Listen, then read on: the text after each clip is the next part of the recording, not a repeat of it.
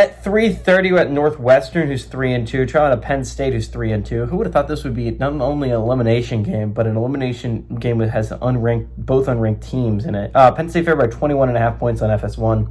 Preston Stone has gone 83 of 135, thrown for 918 yards, 7 touchdowns, 6 interceptions.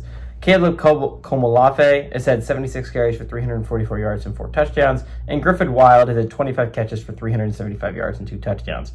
Drew Allar has got 90 of 139, thrown for 963 yards, 8 touchdowns, 2 interceptions.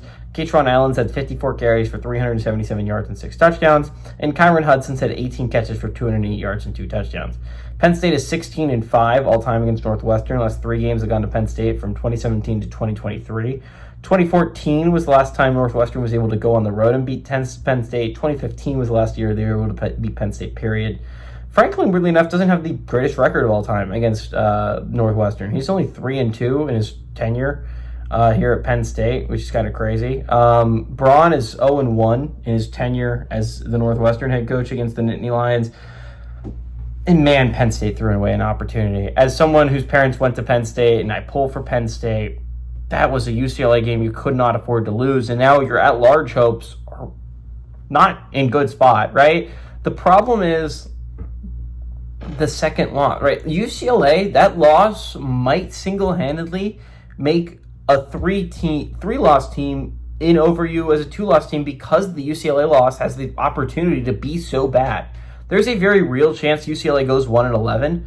That would be awful when you're talking about college football playoff hopes. Even if Penn State wins out, the wins are not going to be able to offset the losses that you are going, that loss, that single-handed loss was going to be able to mount up. Even if you beat Ohio State, even if you beat Indiana, 11 losses could kill you. You need UCLA to be at least 6-6, maybe 5-7.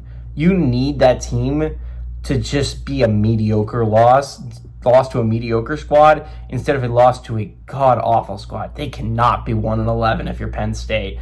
Also, you have to win out. That's the only realistic path. You have to win out, and you need things to go your way. Now, again, you're not dead yet. You still have opportunities to pick up some really high-quality wins on your resume. You would love to see Ohio State undefeated heading into your matchup. You would love to see Indiana to only have 1 loss and that beat Oregon heading into your matchup. If you could get a win over an 11-1 squad in big Ohio State, if you could get a win over a 10-2 squad in Indiana, that would really help things. You would love for Iowa to be really, really good. Maybe an 8-4 Iowa squad if you could get a win over. You would love for the remaining opponents you have on your schedule to be winning football games. You would love for UCLA to also win football games. Northwestern is a not great football team. The Wildcats are still in the playoff contention realm, but that's only because their schedule worked out so that they did not play anyone that great. Wildcats are not a good football team. I say that, but they beat UCLA, so obviously they're doing something Penn State can't. But the Wildcats are not a good football team. I do not see Penn State losing 3 games in a row, especially 2 of them to unranked opponents. James Franklin's got to get his boys back together and get focused. They can still make the college football playoffs, but they need to win out, and they're going to need some help. So give me give me the Nittany Lions here. I think they defend home field. I think they're going to put belt to ass here against Northwestern. I think they win. I think they cover that 21.5 point spread.